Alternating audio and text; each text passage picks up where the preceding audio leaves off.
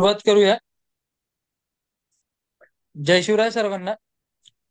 स्वराज्य सेवा प्रतिष्ठान आयोजित धर्मवीर छत्रपती संभाजी महाराज यांच्या बलिदान मासानिमित्त आपण सर्व नियमित एकत्रित येत आहोत. शिवपुत्र संभाजी या शोध प्रबंधाचे वाचन आपण नियमित करत आहोत. आज या वाचन सत्राचे 14वे पुष्प आहे आणि या 14व्या पुष्पाला अनुमोदन देण्यासाठी आपल्या सर्वांमध्ये उपस्थित आहे प्राध्यापक संदीप मांदळे सर. संदीप मांदळे सर हे degree college of physical education येथे योगशास्त्र या विषयाचे प्राध्यापक आहे. विविध रिसर्च पेपर त्यांचे पब्लिश आहे. सोबतच नुकतंच त्यांचं एक पुस्तक सुद्धा आता प्रकाशित झालेलं आहे. तर मी संदीप सरांना विनंती करतो की त्यांनी आपल्या अनुमोदनाला सुरुवात करावी.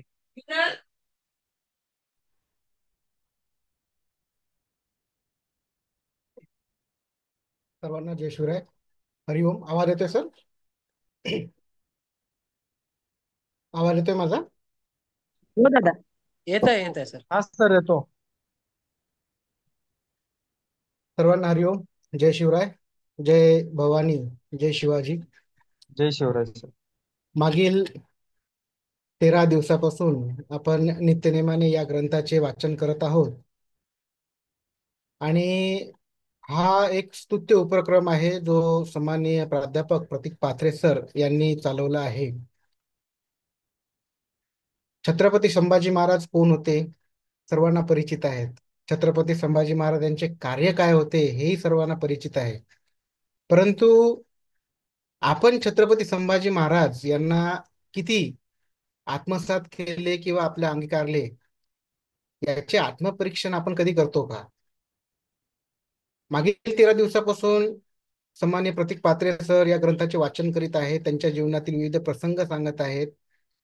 ज्यावेळेस आपण एखादा सिनेमा पाहतो त्यामध्ये एखादा हिरो हिरोईन असते, आपण ते हिरो मध्ये स्वतःचं प्रतिबिंब पाहतो. त्या हिरोनी ज्या पद्धतीने ऍक्शन केली त्या पद्धतीने आपणही मूवी मध्ये बाहेर निघलो की एकदम आपली छाती घेते फुलते आणि आपण ते ऍक्शन करण्याचा प्रयत्न करतो.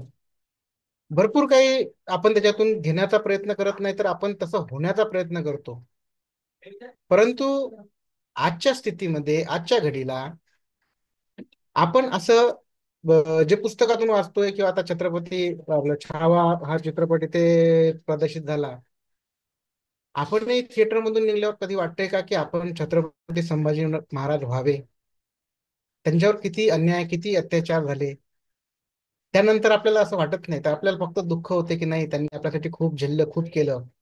परंतु आजच्या काळामध्ये आपण त्यांचे जे विचार आहेत ते आपण अंगीकारू शकतो का, आत्मसात करू शकतो का, याच्यावर चिंतन होणे खूप गरजेचं आहे.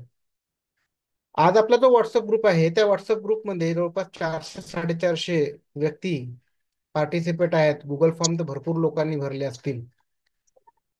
परंतु डेली मीटिंगला आपले किती इथे प्रेझेंट राहतात आणि डेली आपण लेक्चर किती अटेंड करतो, किती ऐकतो, जे प्रतीक पाथरे सर सांगतायत आपण किती ऐकतो आणि किती आत्मसात करतो. सर्वांना विनंतीच आहे का सर जे सांगतायत त्याचं चांगल्या पद्धतीने श्रवण करा आणि श्रवण केल्यानंतर आपण आपला हिरो त्या ठिकाणी छत्रपती संभाजी महाराजांना मानत असू तर त्याबद्दल थोडीशी आत्मीयता आपल्या मनामध्ये असली पाहिजे. जीवन जगताना छत्रपती संभाजी महाराज आपण कुठे कुठे अनुभवू शकतो. माझ्या जीवनामध्ये मी छत्रपती संभाजी महाराजांचे विचार कुठे कुठे रुजवू शकतो, कुठे कुठे अंमलात आणू शकतो, हा फार महत्वाची गोष्ट आहे. छत्रपती संभाजी महाराज म्हटलं की धर्मनिष्ठ, स्वतःचा धर्म न बदलता ज्यावेळेस त्यांना सांगितलं की तू तुझा धर्म बदल तर त्यांनी मरण पसंत केलं परंतु धर्म बदलला नाही असे आपण त्यांची व्याख्या करतो. मग आपण आपल्या धर्मासाठी काय करतो? आपल्या बाजूचा छोटासा देश आहे जे हिंदू राष्ट्र बनू शकते, परंतु आपला देश ज्याच्यामध्ये हिंदूंची संख्या भरपूर आहे ते हिंदू राष्ट्र नाही बनू शकत. शोकांतिक काय, तेवढ्या दूरच्या विचारात आपण जायचं नाही, परंतु आपण स्वतःहून धर्मासाठी काय करू शकतो हे चिंतन करणं महत्वाची गोष्ट आहे. छत्रपती संभाजी महाराज यांनी एक त्यागाचं मूर्तिमंत उदाहरण निर्माण करून दिलं की त्याग काय असतो, कशासाठी त्याग करावा. आपण आपल्या जीवनामध्ये त्याग हा शब्द आपला तो का आपल्याला सर्व हवं हवंसच वाटते. कोणतीच गोष्ट सोडावी वाटत नाही. मग छत्रपती संभाजी महाराजांना जर आपल्या जीवनात उतरवायचं असेल तर ते त्याग आपल्या स्वभावामध्येच असला पाहिजे असं मला वाटते. त्यानंतर साहस वीरता, आपण खूप म्हणतो की आपल्यामध्ये खूप साहस आहे, खूप वीरता आहे. परंतु ज्यावेळेस सामाजिक जीवन जगताना ज्या वेळेस एखाद्या मित्रावर म्हणा किंवा कोणावरही आपल्या शेजाऱ्यावर जरी प्रसंग काही वाईट आला तर आपण तिथून दूर पळतो, आपण त्यांना मदत करत नाही. साधारण एखादा ऍक्सिडेंट जरी झाला कुठे तरी आपण कशाला पोलिसांचे चक्कर कापायचे. इव्हन आपल्याला ब्लड ग्रुपमध्येच आपल्या मेसेज येतात की याला हा ब्लड ग्रुप पाहिजे, तो ब्लड ग्रुप पाहिजे. आपले संघटन खूप छान आहे की प्रत्येकाला मदत करते, परंतु प्रत्येकच जण असा असेल असं नाही. तर मग त्या ठिकाणी आपण काही करू शकतो का, सामाजिक भान ठेवू शकतो का, या गोष्टीकडे लक्ष देणे खूप आवश्यक आहे.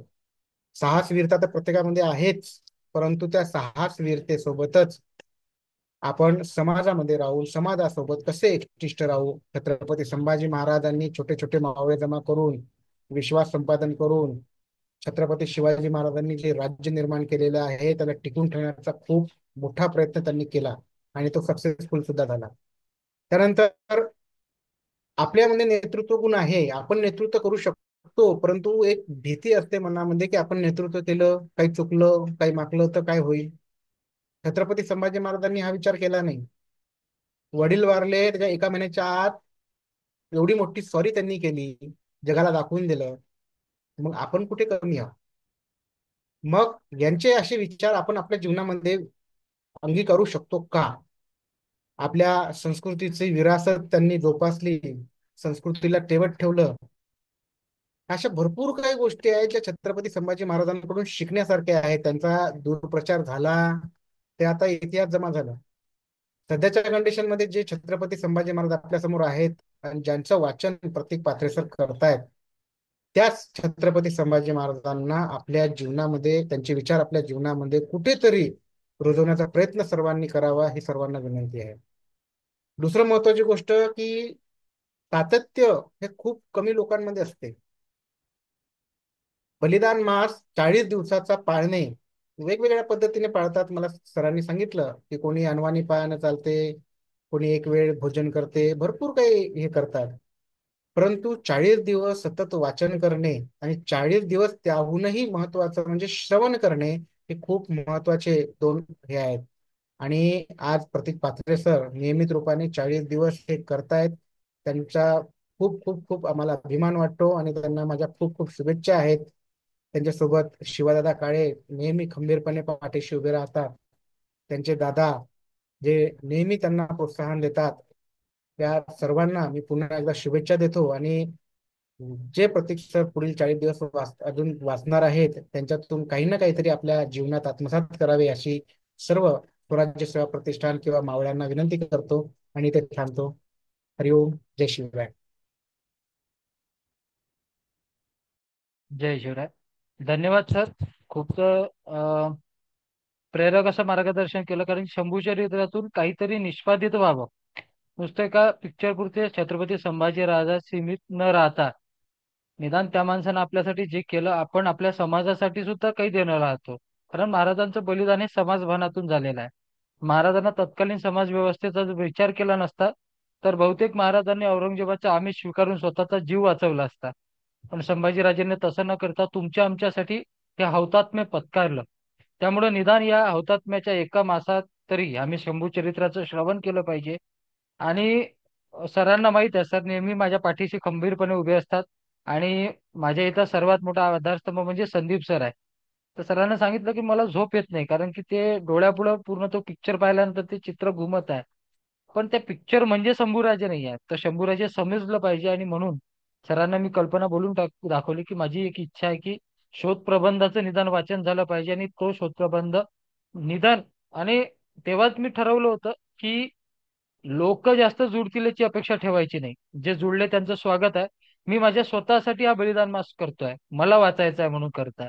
फक्त हे करताना मी ऑनलाईन करणार आहे, म्हणजे ज्यांची इच्छा आहे ते जुळू शकतात. पण तुम्ही इतक्या संख्येनं आणि नियमित, म्हणजे मला आश्चर्य वाटलं की आज सुद्धा रोशनीताई सहभागी झाला. मी ताईंना म्हटलं की मला आज वाटलं नव्हतं की तुम्ही राहणार, कारण की आज होळीचा दिवस आहे. त्यामुळं मातृशक्ती सर्व पुरणपोळी करण्यात राहतात, पण खूप आनंद वाटते.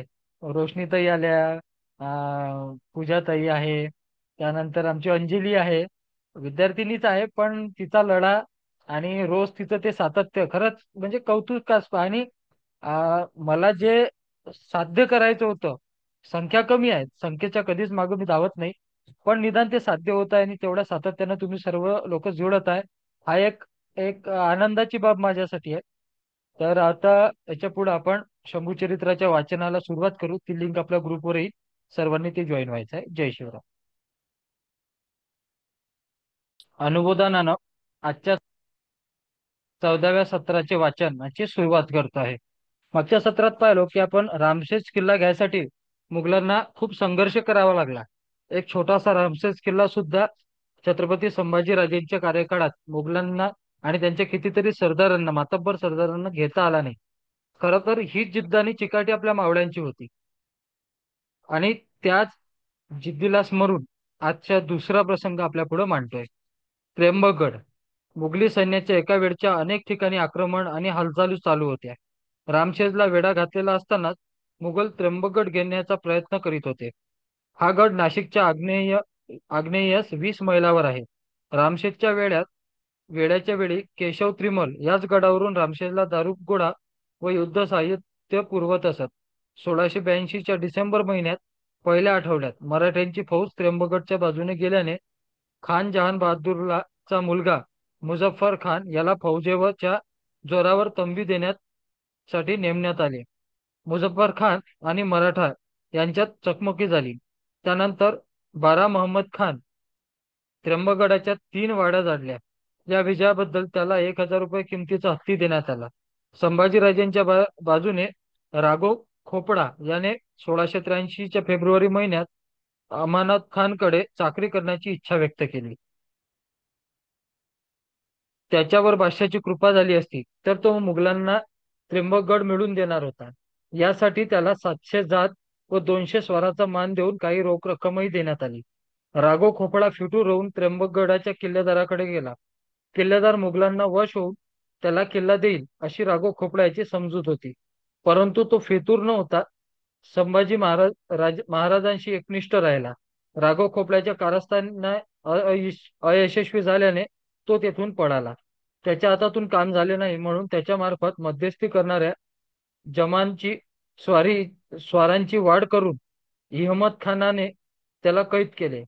माझा राघव खोपड्यांशी संबंध नाही जमनाजीने असे जमनाजीने सांगितल्यावर त्याला जामिनावर सोडण्यात आले. लढण्यापेक्षा फितुरीने गड घेण्याचे मुघलांचे प्रयत्न सतत चालले असले तरी त्यांना नेहमी यश मिळत नव्हते असेच दिसत आहे. बहरा महम्मद खान पूर्वी त्र्यंबकगडाच्या जाडलेल्या 3 वाड्या मराठ्यांनी पुन्हा वसविल्या. मराठ्यांच्या हालचालीचे निरीक्षण मुघल अधिकारी नाशिकहून करीत असत. 1684च्या नोव्हेंबर महिन्यात अक्रम खान आणि मरहत खान स्वार होऊन त्र्यंबकगडात गेले. त्यांनी पुन्हा वाढल्या जाडल्या आणि लोक व जनावरे हस्तगत केली. झालेल्या चकमकीत मराठ्यांचा पराभव झाला. रामशेज आणि त्र्यंबकगड येथे मुघलांनी वेढे दिले तेव्हा 1682च्या ऑक्टोबर महिन्यापूर्वी त्यांनी नाशिकला ठाणे घातले. त्यानंतर मराठ्यांची एक तुकडी नाशिकला जाऊन तिने जवळपासची काही गावे लुटून गावांना आगी लावल्या. नाशिकचा ठाणेदार अक्रम खान याने 1684च्या ऑक्टोबर महिन्यात मराठ्यांच्या 24 लोकांना अटक केली. त्यात रामशेजच्या किल्लेदाराचा एक औरस पुत्र आणि दुसरा तळकोकणातील देशमुख याचा मुलगा होता. या दोघांकडून माहिती काढून घेऊन त्यांना इहमत खानाकडे पाठवावे असा हुकूम देण्यात आला. मुघल अधिकाऱ्यांची नाशिकला ये-जा चालू असे.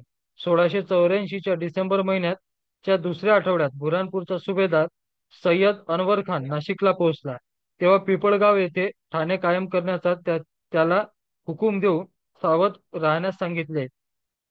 संभाजीराजांकडे नाशिकच्या भागातून अन्नधान्य जात असल्याने मुनव्वर खानला तेथे जाऊ देऊ नये असे बजावण्यात आले होते.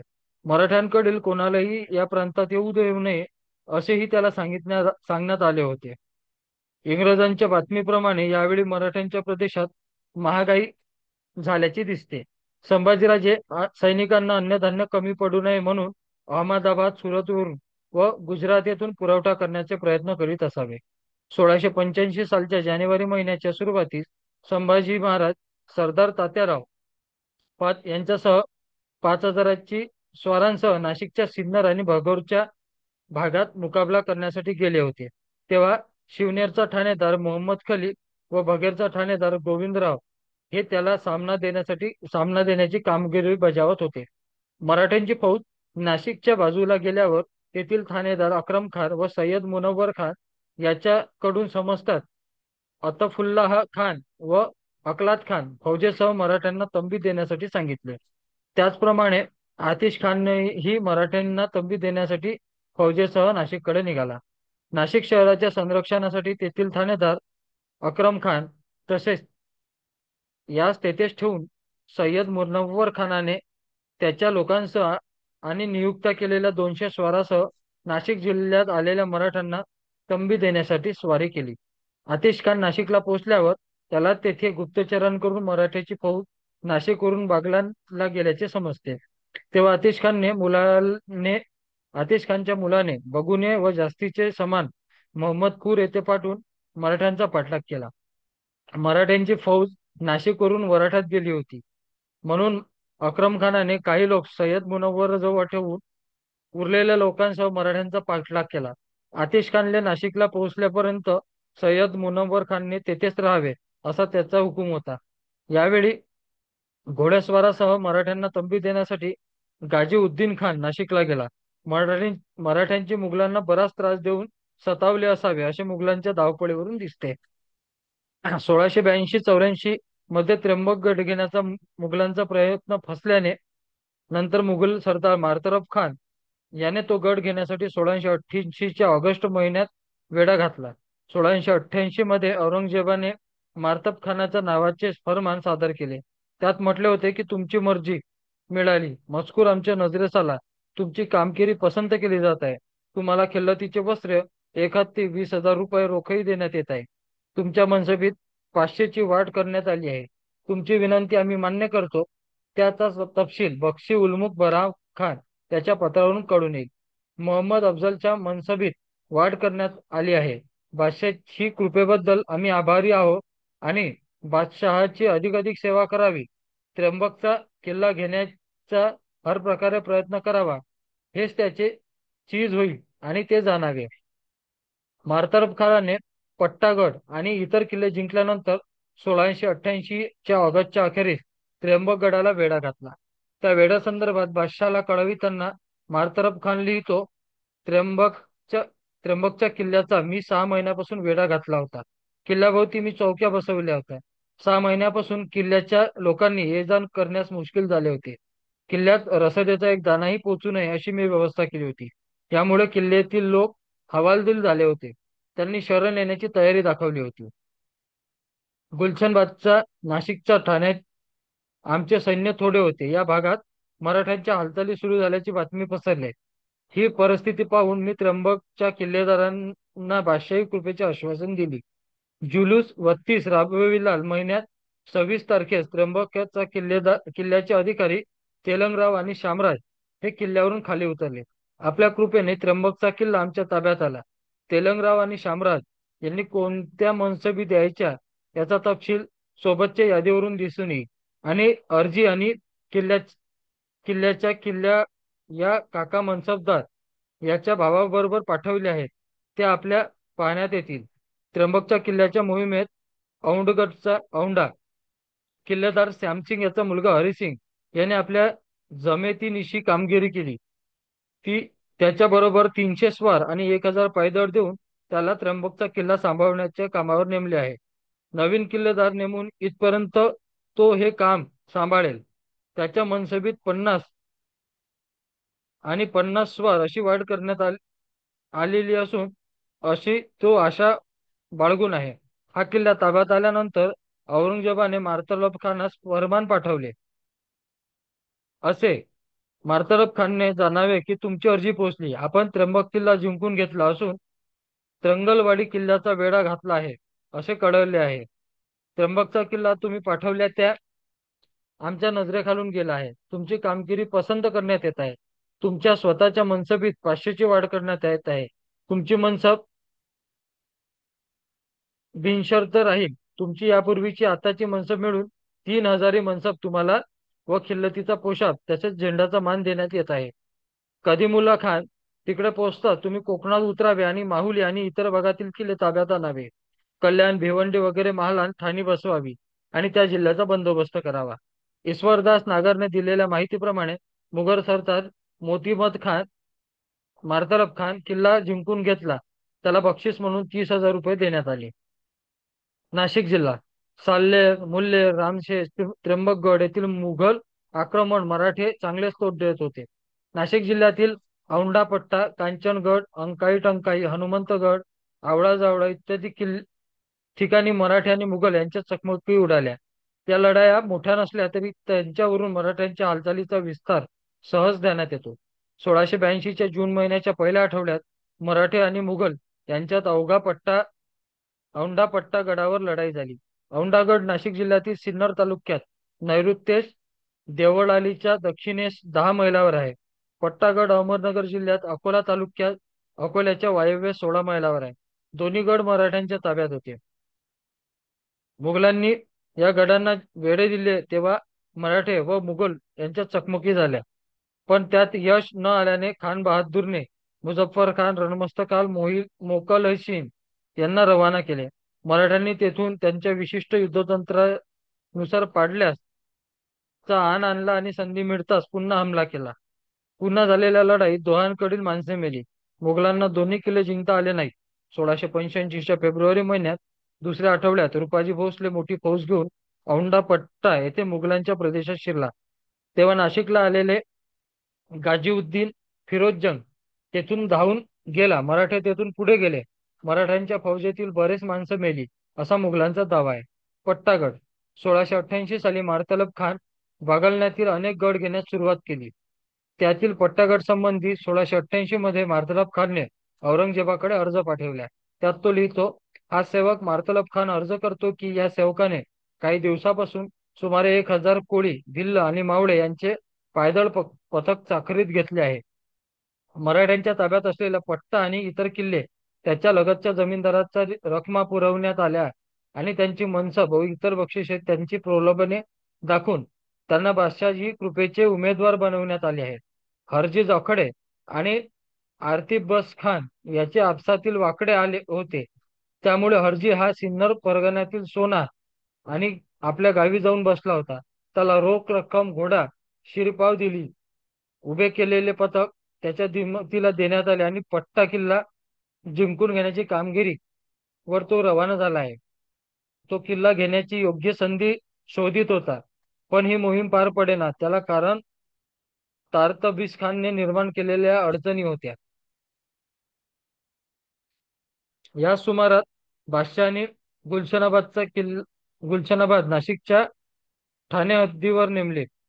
मी हरजी हर प्रकारे समजूत घातली. बादशाहच्या राज्यारोहणाच्या 31 वर्षी राबीलाल महिन्यात 17 तारखेला मी सरकारी सैन्य आणि माझे पथके किल्ला घेण्यासाठी कामावर रवाना केली.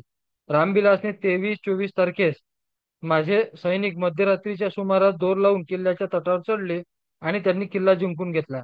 या मोहिमेत उभय पक्षांपैकी जे मारले गेले आणि शत्रुपक्षापैकी जे कैद झाले त्यांचा तपशील पाठवण्यात येईल. या मोहिमेसाठी मला 45,000 रुपये कर्ज काढावे लागले. ती रक्कम मोहिमेत खर्च झाली आहे. आपल्या कृपाने अल्पावधीत तर किल्ले जिंकून घेण्याची आशा बाळगून आहे.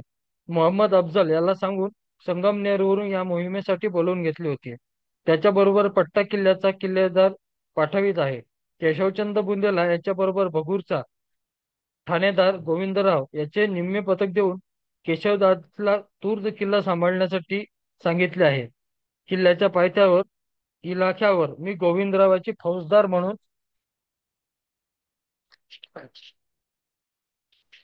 नेमणूक केली आहे. त्याचा पुतण्या राजाराम याची नेमणूक भगूरचा ठाणेदार म्हणून करावी. केशवदास हा शिपाईगड असून तो कामाचा मनुष्य आहे. त्याची मनसब वाढवावी. लवकर चांगली मनसब असलेल्या किल्लेदाराची हशमी तैनात व्हावी. हा किल्ला मोठा असून त्याच्या भोवती मराठ्यांचे किल्ले आहेत. या किल्ल्यावर संरक्षणासाठी कमीत कमी 2000 तोफांची व्यवस्था लागेल. त्यास पाठवण्यात आले तर योग्य होईल. नसल्यास मला आज्ञा करावी. मी 2000चे पायदळ नव्याने उभारून मी किल्ल्याची खात्रीलायक व्यवस्था ठेवीन. तोफेच्या औरंगाबादच्या सरकारी खजिन्यातून 2 महिन्याचा पगार आगाऊ देण्याची व्यवस्था व्हावी. पट्टागड किल्ल्यानंतर मार्तलब खानने कलंग, बाराबहार, तापका, रोहतगड हे किल्ले जिंकून घेण्याची तयारी केली. त्या संबंधात बादशहाला 1688 साली पाठवलेल्या अर्जात तो लिहितो, रोहतगड हा घाटच्या माथ्यावर आहे. कुलंगड किल्ल्यात मराठ्यांनी आपले ठाणे मांडले आहे. तेथे मोठ्या इमारती बांधल्या होत्या. मी कोळी, भिल्ल आणि मावळे यांची पथके चाकरीत घेतली. त्यांनी कुलंगच्या किल्ल्याकडे पाठवली आहे. माझी पथके जवळच्या दऱ्यातून दबा धरून बसलेली आहे. चौकी पहारे ढिले झाले की किल्ला ताब्यात घ्यावा असा त्यांचा बेत होता. पण कुलंगचा किल्ला मजबूत आहे. दौलताबादच्या किल्ल्याप्रमाणे हा डोंगरी किल्ला 400-500 गज डोंगर तासून बनलेला आहे. उघड हल्ला करून अगर दोर लावून किल्ल्यावर चढून जाणे व तो जिंकून घेणे कठीण होते. या किल्ल्यातील सैनिकांची बायकामुळे तळकोकणात प्रबळगड उर्फ मुंजरगड किल्ल्याच्या पायथ्याशी खेड्यातून राहत होती. त्यांना कैद करण्यासाठी मी 1000 शिपाई पाठवले आहे. त्यांनी प्रबळगडाच्या पायथ्यावर गावावर रात्री छापा घातला. या दंगलीत बरीच माणसे ठार झाली, जखमी झाली. शेवटी अनेक बायका मुलांना कैद करून गुलशनाबाद, नाशिक येथे आणलेले आहेत. या सुमारास किल्ल्याजवळच्या दऱ्याखोरात आमची माणसे दबा धरून बसली होती. त्यांनी किल्ल्यावर काही दोर लावून चढून अनेकांना ठार मारले आणि कित्येकांना किल्ल्यावरून खाली दरीत ढकलून दिले. हे पाहून किल्ल्यावरचे लोक घाबरले. त्यांनी बायकामुळे आमच्या कैदेत सापडली होती. ते आम्हाला शरण आले आणि किल्ला आमच्या हवाली करण्याची तयारी त्यांनी दाखवली. त्यांना योग्य बक्षिसाची आणि अमानतदाराची आश्वासने देण्यात आली. किल्ला ताब्यात घेण्यात आला. त्या त्यांचा त्या किल्ल्यावर पाठवण्यात आले आहे. त्या आपल्या पाहण्यात येतील. यावेळी या सेवकांनी किल्ला औधा येथे, कवनी आणि हरिशगड येथे किल्ले त्रिलंगवाडी आणि मदनगड आणि किल्ले मोरंदन यांना वेढे घातले आहेत. परमेश्वर करतील तर आपल्या कृपेने हे किल्ले मी अल्पावधीत जिंकून घेईन. त्यानंतर मी त्र्यंबकचा किल्ला जिंकून घेण्याचा प्रयत्न करीन. वरील किल्लेदारांना आश्वासने दिलेली आहे ती मान्य व्हावी, म्हणजे या सेवकावर त्याचा विश्वास बसेल. जिंकून घेतलेल्या किल्ल्यावर किल्लेदाराच्या नेमणुका व्हाव्या. हशम आणि रसद ही पाठवण्यात यावी, म्हणजे किल्ला समाधानकारक व्यवस्था होईल आणि सुरक्षिततेची खातरजमा होईल. सोनगड. प्रतापगडचा किल्ला मुघलांनी ताब्यात घेतला होता. सोनगड किल्ला सिन्नर तालुक्याच्या सिन्नरच्या दक्षिणेस 7-8 मैलावर आहे. मराठ्यांनी जुलै 1682 मध्ये दोरीचा जिना करून या गडात शिरण्याचा प्रयत्न केला, परंतु येथील किल्लेदार असदुल्ला खान याच्या सावधगिरीने तो सोनगडच्या जवळच्या प्रतापगड येथे गेले. तेथे छोटी गडी बांधून एकत्र जमण्याचा त्यांचा विचार होता. ही गोष्ट खान अब्दुल्ला खानाने खान जहान बहादूरला कळवली. यानंतर मराठ्यांची फौज ऑक्टोबर महिन्यात 1682 मध्ये बागलानात घुसली.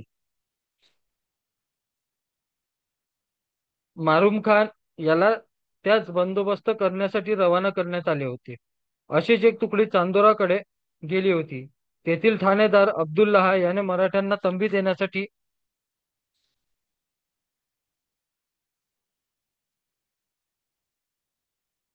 स्वारी केली नाही, म्हणून त्याची मनसब कमी करण्यात आली.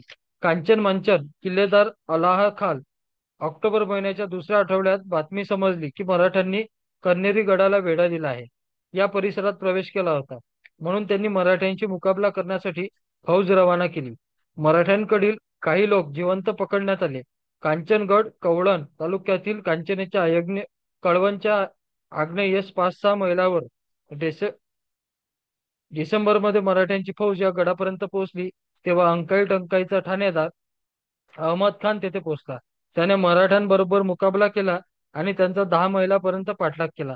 या चकमकीत 150 माणसं जखमी झाली व 40 माणसाची कत्तल करण्यात आली. मराठ्यांच्या 130 तलवारी, 50 घोडे मुघलांच्या हाती पडले. मराठे कांचनगडावरून निघून हनुमंतगडाच्या आवळाजावळा येथे चौथाईसाठी वसुलीसाठी गेले. ही बातमी समजता धोपगडचा किल्लेदार नेकम खान याने सामना देण्यासाठी तेथे गेला. झालेल्या चकमकीत दोन्हीकडचे लोक मारले गेले. पकडलेल्या लोकांना अंकाई टंकाईच्या ठाणेदार अहमद खानच्या स्वाधीन करण्यात आले. नाशिक जिल्ह्यातील मराठे व मुघल यांच्या हालचाली 1683 ते 85 पर्यंत थंडावलेल्या दिसतात. 1685च्या सुमारास मराठे या भागात चढाईसाठी पुन्हा गेले होते. 1685च्या फेब्रुवारी महिन्यात मराठ्यांची फौज हनुमंतगडावर चालून गेली. चंदेरीचा ठाणेदार तेथे पोहोचला. त्याने मराठ्यांबरोबर सामना दिला. झालेल्या चकमकीत मराठ्यांकडील फक्त 30 माणसे मेली. 17 जणांना पकडले. मुघल सैनिकांच्या हाती एक निशाण, छत्री, भाले इत्यादी सामान लागले. मराठ्यांची मुघल प्रदेशात चढाई भाग 1. संभाजीराजांनी अंतर्गत गटाचा बंदोबस्त केल्यानंतर वातावरण थोडेसे स्थिरस्थावर झाले. ते राज्यावर येताच क्षणी सिद्धी वाचून कोणाबरोबर युद्ध करावयाचा मराठ्यांना प्रसंग आलेला नव्हता. या सुमारास औरंगजेबही राजपुतांविरुद्ध लढण्यात गुंग होता. त्यातच त्याचा मुलगा अकबर याने बंड करून तोही राजपुतांना सामील झाला होता. साहजिकच औरंगजेबाचे दक्षिणेकडे थोडेसे दुर्लक्ष झाले होते. ही संधी साधून मराठ्यांनी मुघलांच्या प्रदेशात आक्रमण चालू केल्या. त्यातला पहिला आहे म्हणजे राज्यावर येतात राज्याभिषेक झाल्यावर त्यांनी जी बुऱ्हाणपूर लूट केली त्याचा प्रसंग पुढे दिलेला आहे.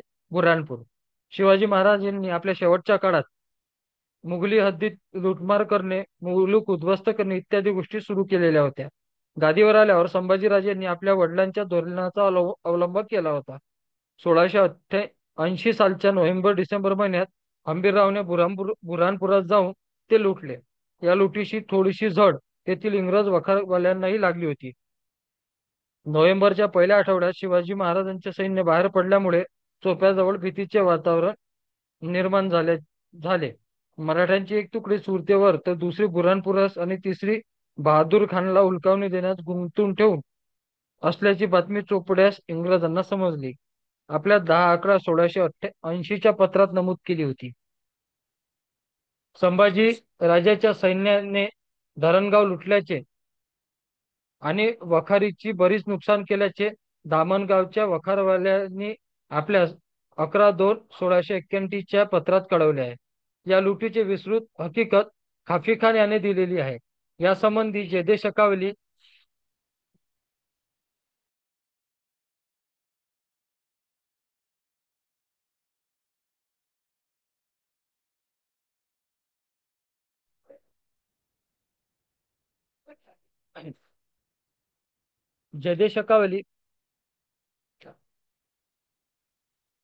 आणि अकबरच्या बुऱ्हाणपूरच्या लुटीचा उल्लेख आहे. खाफी खानने बुऱ्हाणपूरच्या लुटीचे वर्णन दिलेले आहे. खाफी खान लिहितो, बुऱ्हाणपूरला खान जमान सुभेदार होता. त्याचा नायब कारखान अफगाण हा जिजिया कराच्या वसुलीच्या कामावर होता. बुऱ्हाणपुरात त्यावेळी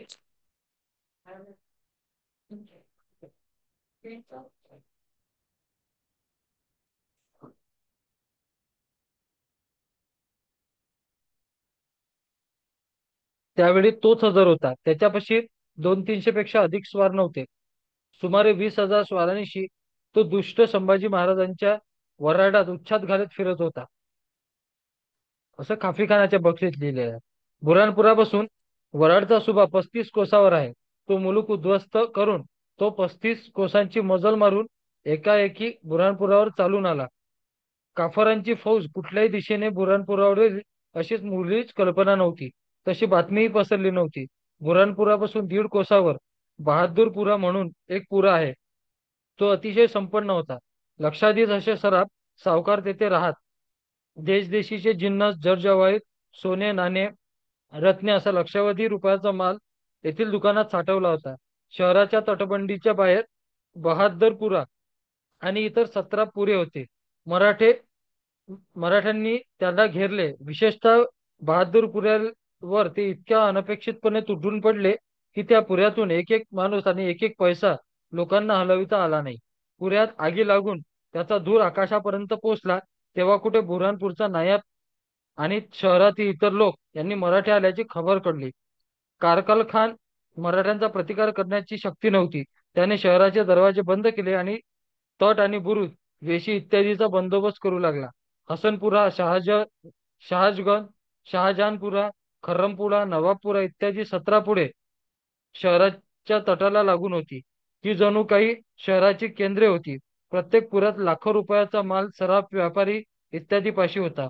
मराठ्यांनी सर्व पुरे ताब्यात घेतले. त्यांची लूट करून त्यांना आगी लावून दिल्या. काही अब्रुदार माणसांनी आपल्या बायका पोरांना ठार मारले आणि ते स्वतः लढत लढत मारले गेले. कित्येक जण परमेश्वरावर हवाला ठेवून बसले. शहराच्या तटाला लागून असलेले अनेक लोक आपल्या बायका पोरांना घेऊन त्या भयंकर संकटापासून मोठ्या कष्टाने निघून शहराच्या आत पोहोचले. 3 दिवसापर्यंत मराठे निशंकपणे पुरे लुटीत होते. त्यांना मुबलक लूट मिळाली होती. अनेक वर्षाची जमिनीखाली पुरलेली संपत्ती त्यांच्या हाती पडली. या संपत्तीच्या घरमालकांनाही पत्ता नव्हता. ती मराठ्यांनी शोधून काढून हस्तगत केली. मराठ्यांनी शिड्या लावून तटावर चढण्याचा प्रयत्न केला. शहरातील सर्व मनसबदारांनी वेशी, तट, बुरुज इत्यादी ठिकाणी मोर्चे बांधून निकराने मराठ्यांचा प्रतिकार केला. त्यामुळे ते शहरात दाखल होऊ शकले नाही. मराठ्यांनी सोने, चांदी, जडजवाहीर आणि मौल्यवान सामान घेतले. इतर जिनसासंबंधी त्यांनी पर्वा केली नाही. त्यांनी भांडी कुंडी, काचेचे सामान, धान्य, मसाले, वापरलेली वस्त्रे इत्यादीची सर्व लुटालूट केली होती. पण ते वाहून नेणे शक्य नव्हते, म्हणून ते सामान त्यांनी तेथेच टाकून दिले व नंतर निघून गेले. ते गेल्यानंतर रस्त्यावर जळलेल्या आणि इतर वस्तूंचा सडा इतका पडला होता की त्याचे वर्णन सुद्धा करणे अशक्य आहे. मराठे बुऱ्हाणपूरच्या भागात पसरल्याची बातमी हेरांद्वारे औरंगाबादेस सुभेदार खान जहान बहादूर कोकलताशी याला कळली. त्याने ताबडतोब कूच करून 3-4 दिवसाचा मार्ग एका दिवसात आक्रमिला. तो फद्रापूर घाटापाशी पोहोचला. औरंगाबादेवरून हे ठिकाण 32 कोसावर आहे. सैन्य कूच करून येत आहे. त्याच्या हालचालीसाठी आणि जवानांना विश्रांती देण्यासाठी म्हणून खानजहान येथे 3-4 प्रहर थांबला. पण खानजहानच्या हितशत्रूंनी उठवले की संभाजी राजांचा वकील खानजहान यांना भेटला. त्याने त्याला भक्कास पैसे चारले आणि 4-5 हजार प्रहर आपण इथेच रेंगाळावे म्हणून खानजहानला विनंती केली. मराठ्यांपाशी लुटीचे बरेच ओझे होते. खानजहान आपल्या पाठलागावर आहे ही बातमी त्यांना लागली होती. त्यांचे किल्लेही दूर होते.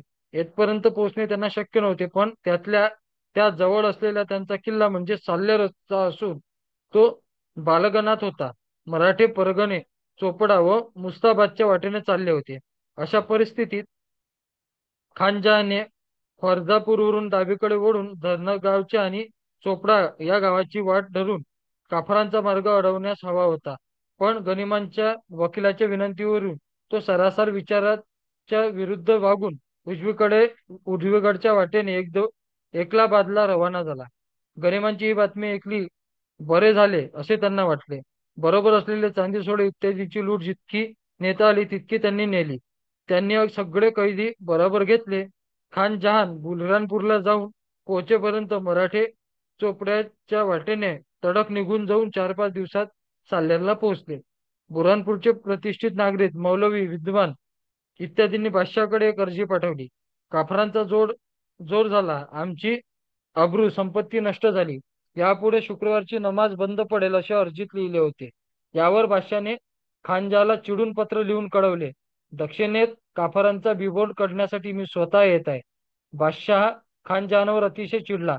त्याला मनसबीची वाढ झाली होती ती त्याने वहिवाटाविरुद्ध नामंजूर केली. दक्षिणेतील उच्छाद आणि शहजादा अकबर याच्या पलायन या दोन्ही गोष्टीचा विचार करून बादशाने आपले डेरे पुन्हा बुऱ्हाणपूरकडे पाठवण्याचा हुकूम केला. सुलतान अकबराने आपल्या वडिलांना लिहिलेल्या पत्रात बुऱ्हाणपूरच्या लुटीची हकीकत लिहिली आहे. तो म्हणतो, दक्षिण प्रांताची अशी दुर्दशा झाली आहे. वास्तविक पाहता हा विस्तीर्ण दक्षिण प्रदेश म्हणजे भूवरील स्वर्गच होय आणि बुऱ्हाणपूर म्हणजे विश्वरूपी सुंदरीच्या गाळावरील तीळ होय. पण ते शहर आजच उद्ध्वस्त होऊन गेलेले आहे. या वर्णनावरून मराठ्यांनी बुऱ्हाणपूरची किती शोचनीय स्थिती केली असेल हे ध्यानात येते. मराठ्यांनी बुऱ्हाणपूरचे केलेले नुकसान पाहून औरंगजेबाने खान जहान बहादूरची बुऱ्हाणपूरवरून बदली केली आणि त्याला त्या जागी इजार खानची नेमणूक केली. 1688 सालच्या नोव्हेंबर-डिसेंबर महिन्यात मराठ्यांनी सुरू केलेली लूट पुढे बरेच दिवस चालू होती. त्याचे परिणाम त्या परिसरातील डचांच्या व्यापारावर पुढे 6 महिने झाले. उत्तरेतील राजपुतांच्या हालचालीमुळे आग्रा आणि अहमदाबाद येथील मार्ग सुरक्षितता नव्हती. रस्ते जवळजवळ बंद झाले होते. त्यामुळे डचांना सर्व मार्ग बुऱ्हाणपुरामार्गे न्यावा लागत होता. परंतु संभाजी राजांनी बुऱ्हाणपुरावर हल्ला केल्यामुळे त्यांना आता तो मार्गही बंद झाला होता. त्यामुळे ते धोक्याचे झाले होते. 1681 सालच्या जून महिन्यापर्यंत. यामुळे दत्तांचे व्यापाराचे बरेच नुकसान झाले. बुऱ्हाणपूरच्या लुटीनंतर परत येताना संभाजीराजे आपल्या सैन्यासह सुरतेपासून 5 कोसावरच्या प्रदेशात थांबले. त्यांनी तो प्रदेश रचून गाझियापूर शहराला आग लावली. तेथे रहिवाशांनी या कृत्याचे कौतुक केले.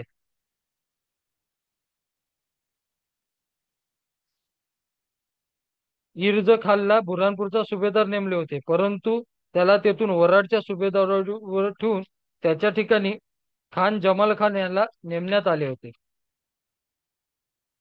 संभाजीराजांनी बुऱ्हाणपूरच्या भागात केलेल्या लुटीचा बंदोबस्त करण्यासाठी आणि अकबराला पकडण्यासाठी औरंगजेब निघाला आणि तो 13/11/81 रोजी बुऱ्हाणपूरला पोहोचला.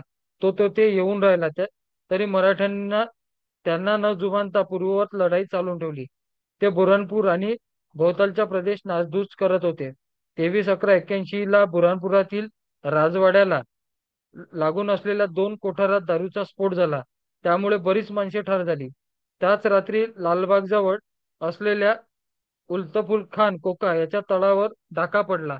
6 माणसे मारल्या गेली, 20 माणसं जखमी झाली आणि तेथील मालमत्ता लुटण्यात आली. या हालचाली मराठ्यांच्या होत्या. डिसेंबरच्या पहिल्या आठवड्यात मराठ्यांनी बुऱ्हाणपूर गावातील बहादूरपूर पूर्णपणे लुटले. तेथील अनेक सावकार राहत असलेल्या देवाणघेवाणीचा व्यवहार होता. मराठ्यांनी वरवरच्या लुटमार केल्यामुळे बुऱ्हाणपुरातील रहिवाशांना तेथील एक तटबंदी करावी म्हणून सुचवले. त्यामुळे औरंगजेबाने मोहम्मद अकील खानला तेथील जागेची पाहणी करण्यासाठी धाडले. त्याने जागा पाहून किल्ला बांधावयास तेथे सोयीची जागा नसल्याचे कळवले. शेवटी बहादूरपुरावरून बुऱ्हाणपुरातील तटबंदी येऊन सावकारांनी आपापला धंदा करावा असे सांगण्यात आले. 1682 सालच्या फेब्रुवारी महिन्यात विजापूरच्या राज्याचे आक्रमण करण्यासाठी संभाजी महाराज यांच्यावर हालचालीवर नजर ठेवण्यासाठी औरंगजेब बुऱ्हाणपुरात राहिला. मराठी मुलखात सर्व प्रदेशावर त्याने सैन्य रवाना केले होते. यामुळे मंदावलेल्या डचांच्या व्यापाराला पुन्हा तेजी आली होती.